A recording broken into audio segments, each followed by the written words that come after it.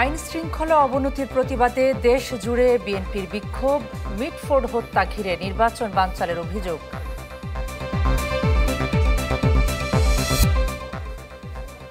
আওয়ামী লীগের নতুন পাহারাদার বিএনপি, চাঁদাবাজ সন্ত্রাসীদের দলে পরিণত হওয়ার অভিযোগ এনসিপির।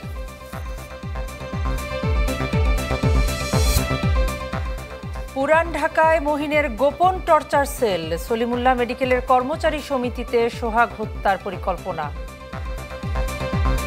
ডিসেম্বরের নির্বাচনে ঘিরে দুই মেরুতে বিএনপি জামায়াত, সংস্কার এবং বিচার ইস্যুতেও বিপরীত অবস্থান।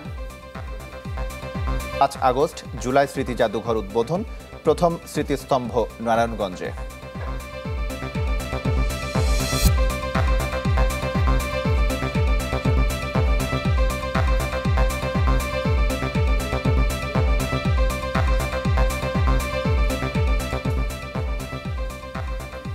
আমন্ত্রণ চ্যানেল 24-এর রাত 10টার খবরে। শুনছিলেন প্রেসিডেন্সি ইউনিভার্সিটি সংবাদ শিরোনাম। আপনাদের সঙ্গে আছে আমরা দুজন, আমি আশিক তমাল, আমি নাজিয়া কণা। দর্শক, এবার পুরো খবর। আইন শৃঙ্খলা পরিস্থিতি অবনতি এবং মব সৃষ্টি করে বিএনপির বিরুদ্ধে ষড়যন্ত্রের প্রতিবাদে রাজধানীতে বিক্ষোভ মিছিল করেছে দলটি। বিকেলে নয়াপল্টন থেকে শুরু হওয়া এই বিক্ষোভ মিছিল শেষ হয় শাহবাগে। কর্মসূচিতে অংশ নিয়ে বিএনপি মহাসচিব মির্জা ফখরুল ইসলাম আলমগীর বলেন, মিটফোর্ড হত্যাকাণ্ড পরিকল্পিত, নির্বাচন বিলম্ব করতেই ষড়যন্ত্রের অভিযোগও তোলেন তিনি। সারা দেশে আইন শৃঙ্খলা পরিস্থিতির অবনতি ও মব সৃষ্টির অপচেষ্টার প্রতিবাদে বিএনপির এই মিছিল। এতে অংশ নেন দলটির মহাসচিব সহ ঢাকা মহানগরের বিভিন্ন পর্যায়ে নেতাকর্মীরা। এ সময় বিএনপির মহাসচিব বলেন, নির্বাচনকে সামনে রেখে চক্রান্ত চলছে। অভিযোগ করেন, দেশকে অস্থিতিশীল করে আবারও রাজনৈতিক বিভাজন সৃষ্টির চেষ্টা করছে একটি মহল।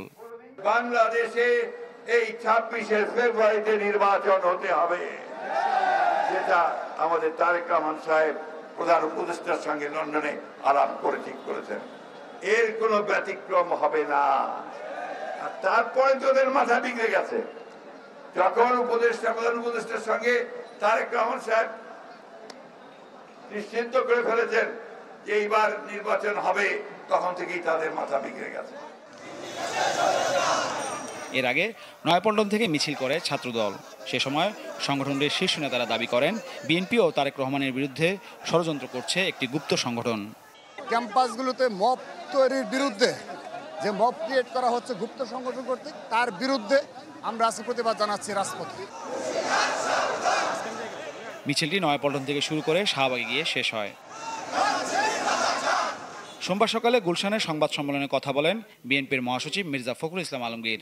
বলেন, মিটফোর্ড হত্যাকাণ্ডকে রাজনৈতিক স্বার্থ সিদ্ধির জন্য ব্যবহার করে নির্বাচনের পরিবেশকে বিঘ্নিত করার পরিকল্পনা কিনা তা সন্দেহ রয়েছে। পরিপূর্ণভাবে এটা একটা ষড়যন্ত্রমূলক চক্রান্তমূলক ঘটনা। আমাদের দল এবং আমাদের চেয়ারপারসনকে, দলীয় চেয়ারম্যানকে আপনার চিহ্নিত করার ব্যাপারে দেশে গণতন্ত্র পুনঃপ্রতিষ্ঠার প্রত্যয়ে ঐক্যবদ্ধ জাতিকে বিভক্ত করার ষড়যন্ত্রকারীদের মুখোশ আজ উন্মোচিত। এই অপরাজনীতি প্রতিহত করার ক্ষেত্রে সরকারের উদাসীনতার প্রতি আমরা তীব্র ক্ষোভ প্রকাশ করছি। বিএনপির মহাসচিব আরও জানান, এই হত্যাকাণ্ড অনুসন্ধানে বিএনপির পক্ষ থেকে গঠিত তদন্ত কমিটির প্রতিবেদন জনসম্মুখে প্রকাশ করা হবে। যদি কোনো বাধা আসে, তবে সেটা আমরা ঐক্যবদ্ধ গণতান্ত্রিক শক্তির মাধ্যমে প্রতিহত করব ইনশাআল্লাহ। মাহফুজ কামাল, চ্যানেল 24, ঢাকা। এদিকে মব সৃষ্টির অপচেষ্টা শিক্ষা প্রতিষ্ঠানে পরিবেশ নষ্ট করে এবং আইন শৃঙ্খলা পরিস্থিতির অবনতির প্রতিবাদে দেশের বিভিন্ন স্থানে বিক্ষোভ মিছিল এবং সমাবেশ করেছে ছাত্রদল। দুপুরে বরিশালের সরকারি বিএম কলেজ থেকে বের হয় বিক্ষোভ মিছিল, পরে নথুল্লাবাদ বাস স্ট্যান্ড হয়ে সিএনবি রোড চৌমাথায় গিয়ে শেষ হয় এটি। সেখানে সমাবেশে বক্তারা অভিযোগ করেন, দেশে মব সৃষ্টি করে ষড়যন্ত্র করছে একটি চক্র। আইন শৃঙ্খলা পরিস্থিতির অবনতির প্রতিবাদে গোপালগঞ্জে বিক্ষোভ মিছিল করেছে ছাত্রদল। এছাড়া কুষ্টিয়া, টাঙ্গাইল, নাটোর সহ বিভিন্ন স্থানেও বিক্ষোভ মিছিল হয়েছে।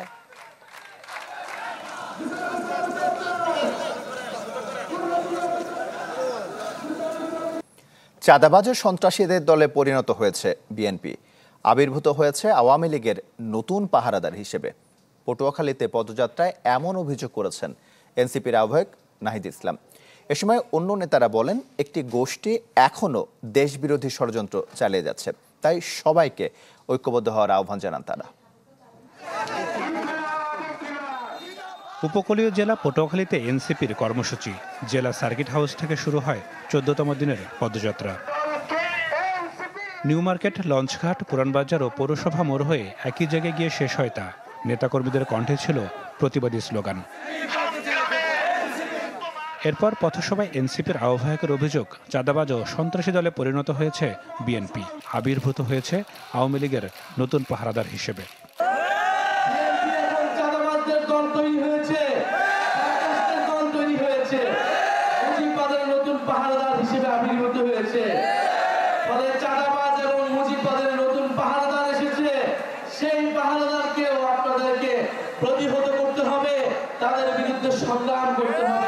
এনসিপির আরেক নেতা হাসনাত আব্দুল্লাহ কথা বলেন দলীয় ইশতেহার ইস্যুতে। গত বছরের ৩ আগস্ট ছিল হাসিনা পতনের ইশতেহার, এই বছরের ৩ আগস্ট হবে স্বৈরাচার মুক্ত বাংলাদেশ গঠনের ইশতেহার। এরপর পদযাত্রা পৌঁছায় পাশের জেলা বরগুনায়। কয়েকটি সড়ক ঘুরে পথসভায় নেতারা হুঁশিয়ারি দেন, প্রশাসনের কেউ কোনো দলের হয়ে কাজ করলে আগামীর বাংলাদেশে তাদের জায়গা হবে না।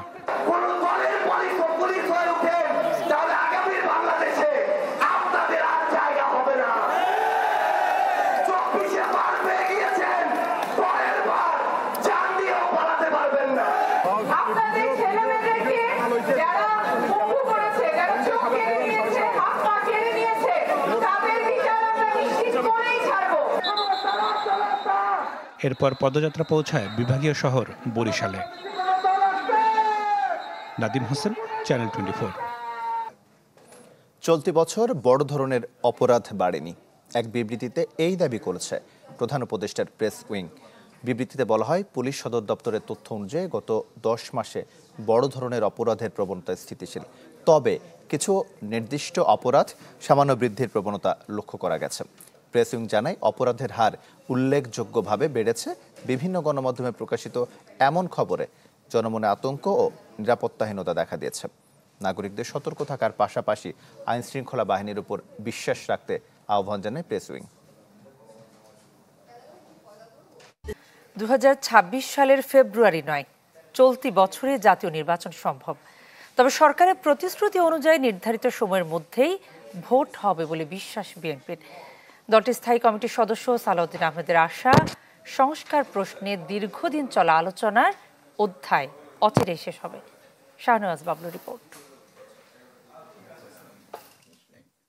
গেল মাসে লন্ডনের ডরচেস্টারে প্রধান উপদেষ্টা ডক্টর মোহাম্মদ ইউনূস ও বিএনপির ভারপ্রাপ্ত চেয়ারম্যান তারেক রহমানের বৈঠকের পর সরেছে সমকালীন রাজনীতির কালো মেঘ। যদি প্রস্তুতি সম্পূর্ণ হয়, সংস্কার হয়ে যায়, তাহলে সম্প্রতি নির্বাচনের বিষয়ে সরকারের পক্ষ থেকে আবারও ইঙ্গিত দেওয়া হয় সময়ক্ষণ ও প্রস্তুতির।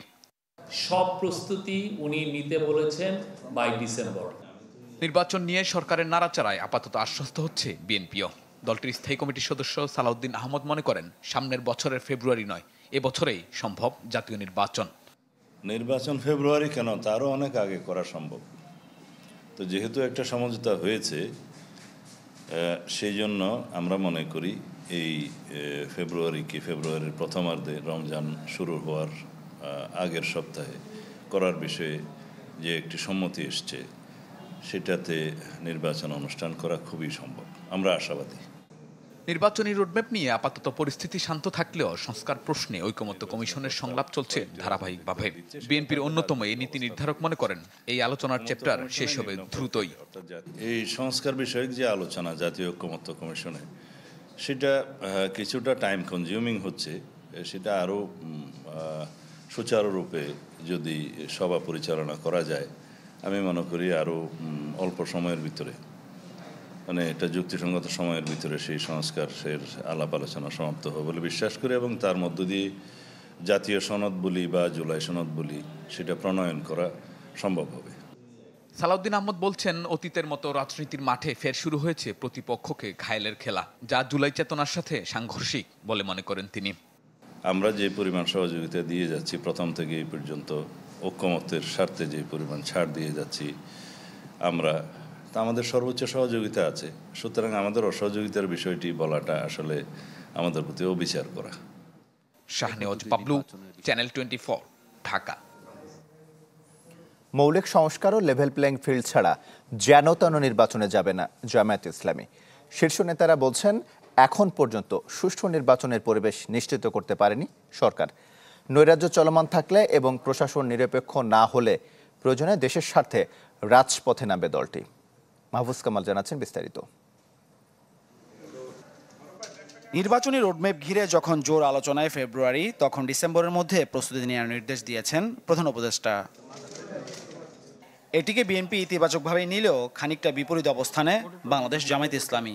দলটি বলছে, জুলাই গণহত্যার দৃশ্যমান বিচার ও মৌলিক সংস্কার না হলে ডিসেম্বরে নির্বাচনের পক্ষে নয় তারা। নির্বাচনের জন্য উভয়ের জন্য সমান সুযোগ সুবিধা সম্পন্ন পরিবেশকেই মিন করা হয়েছে। তা যদি প্রশ্নটা এমন হয় যে না এখনই এরকম আছে কিনা, আমরা বলব না, এখন লেভেল প্লেইং ফিল্ড নাই। নির্বাচন নিরপেক্ষ করার জন্য সরকার প্রয়োজনীয় ইলেকটোরাল সিস্টেমকে সংস্কার করবেন, গভর্নমেন্ট প্রতিশ্রুতিবদ্ধ আছে। যদি সেটা সরকারের ঘোষিত টাইম লাইনে ইলেকশনটা হয় এবং সেই সময় লেভেল প্লেইং ফিল্ড যদি আমরা দেখি, তো আমরা আশা করি নির্বাচন নিরপেক্ষ হবে। কিন্তু নির্বাচনের আগে বেহাল আইন শৃঙ্খলা পরিস্থিতির উন্নতি এবং বিভিন্ন বাহিনী নিরপেক্ষতা নিশ্চিত না হলে নির্বাচন হতে দেবে না জামায়াত। প্রয়োজনীয় মৌলিক সংস্কার ছাড়া, লেভেল প্লেইং ফিল্ড তৈরি করি ছাড়া যে নির্বাচন হবে, সেটি হাসিনার সময়কার 2018, 14 এবং 24-এর এই পুনরাবৃত্তি ঘটা ছাড়া আর তেমন কোনো ফায়দা হবে না। সেই নির্বাচন জামায়াত ইসলামী চায় না, বাংলাদেশের মানুষ চায় না। সুতরাং প্রপার সংস্কার এবং দৃশ্যমান বিচার, সুষ্ঠু নির্বাচনের সার্বিক অবস্থা তৈরি না হওয়া পর্যন্ত জামায়াত ইসলামী যেন-তেন কোনো নির্বাচনে পক্ষে নয় এবং সেই ধরনের নির্বাচনে দেশবাসী যাবে না, গ্রহণ করবে না। জামায়াত ইসলাম সেরকম নির্বাচন এদেশে অ্যাকসেপ্ট করবে না, সেরকম নির্বাচনে অংশগ্রহণ করবে না। সংস্কার প্রয়োজন। দলটির শীর্ষ নেতারা মনে করেন, সুষ্ঠু নির্বাচন না হলে ভিন্ন রূপে ফিরে আসতে পারে ফ্যাসিবাদ। এই নির্বাচনে যারাই এসে যদি ওই ফর্মের মধ্যে ঢুকে যায়, তো ওখানে আরেকটা স্বৈরাচার তৈরি হবে। যদি এরকম অব্যাহতভাবে নৈরাজ্য চলে এবং সঠিক সংস্কার যদি না হয়, আমরা এর বিরুদ্ধে রাস্তায় নামব। মাহফুজ কামাল, চ্যানেল 24, ঢাকা।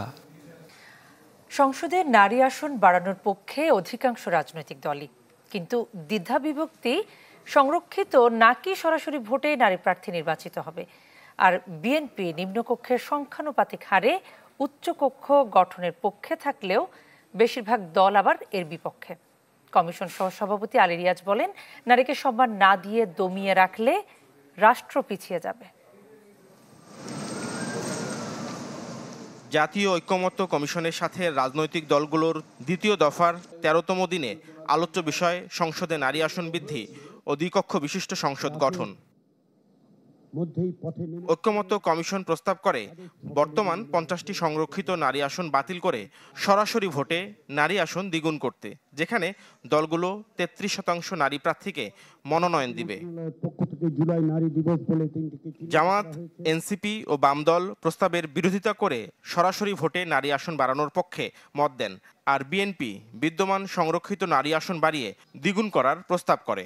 এই নারী আসনকে আমরা তার দ্বিগুণে, মানে 50 থেকে 100-তে উন্নীত করার জন্য আমাদের দলের পক্ষ থেকে, বিএনপির পক্ষ থেকে প্রস্তাব করা হয়েছে। সংসদে সংরক্ষিত নারী আসন 100টি এবং তাতে সরাসরি নির্বাচনের মাধ্যমে 100 জন নারী প্রার্থী, নারী সংসদ সদস্য তৈরি করা দরকার। 3টি সংসদীয় আসনে একজন মহিলা নির্বাচন করা ডাইরেক্টলি, এটা অলমোস্ট ইম্পসিবল। তো সেজন্য আমরা বলেছি এটাও পিআর সিস্টেমে হবে। দ্বিকক্ষ বিশিষ্ট সংসদ গঠন নিয়েও দ্বিধা বিভক্ত দলগুলো। বিএনপি নিম্নকক্ষের আসন অনুপাতে উচ্চকক্ষ গঠনের মত দিলেও বিরোধিতা করে অধিকাংশ দল। নিম্নকক্ষের আসন অনুপাতে তারা ওখানে নির্ধারিত হবে এবং তাদের পাওয়ার এন্ড ফাংশন পরে সংসদে আলোচনার মধ্য দিয়ে সেটা নির্ধারণ করা হবে। অকার্যকর উচ্চকক্ষের প্রস্তাবনা দিয়ে উচ্চকক্ষকে বাতিল করার যে চিন্তা করা হয়েছে, আমরা সেটার বিরোধিতা করছি। আমরা 32টা দল, 31টা দল একমত, একটা দল দ্বিমত। তাহলে এটা কি বলবো আমরা? কনসেনসাস বলবো, একমত হয়েছে বলবো, না হয় নাই বলবো? কমিশনের সহসভাপতি বলেন, প্রস্তাবিত দুটি বিষয়ে দলগুলো ঐক্যমত্যে না আসায় দলীয় ফোরামে আলোচনার পরামর্শ দেয়া হয়। আমরা আশা করছি যে রাজনৈতিক দলগুলোর কাছ থেকে পাওয়া প্রস্তাব আমাদের উত্থাপিত প্রস্তাব অর্থাৎ কমিশনের উত্থাপিত প্রস্তাবকে মিলিয়ে সমন্বয় করে আমরা একটি গ্রহণযোগ্য জায়গায় যাওয়ার জন্য চেষ্টা করতে পারব। জুলাই মাসের মধ্যেই সিদ্ধান্তে আসতে চায় কমিশন, তাই দলীয় মতামতে অটল না থেকে ছাড় দেওয়ার আহ্বান জানান আলী রিয়াজ। নাফিউল ইসলাম লিংকন, চ্যানেল 24, ঢাকা।